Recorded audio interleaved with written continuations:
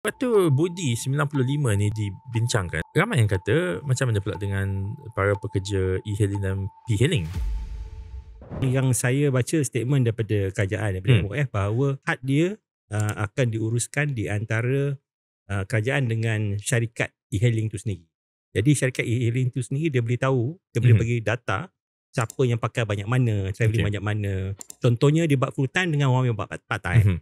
Berapakah amount yang sesuai, dan juga bergantung juga yang motorbike lain kan, untuk yang menghantar makanan dan sebagainya. Sekarang ni yang diberikan adalah 300 liter. Ada juga yang kata tak cukup. Adakah isu sama akan muncul bila p-hailing dan e-hailing ni dia akan kata tak cukup? Macam ni lah, dia ada data basic. Nanti bila kita pakai mungkin dah sebulan, 2 bulan, 3 bulan, dan dia juga ada spike juga bila contohnya macam cuti ke perayaan semua tu, dia akan ada spike. So daripada data ni kita dah boleh tahu dah trend dia macam mana, berapa yang sesuai kan. Mungkin dia akan lebih drill ke dalam lagi. Ahmad contohnya dia part time, mungkin 600 liter. Tapi kadang-kadang tu ujung minggu dia pulun. Saya bawa motor, so adakah dia patut dapat kurang sikit berbanding dengan e-hailing yang bawa kereta? Mungkin pada penggunaannya itulah berasaskan pada data tu tadi.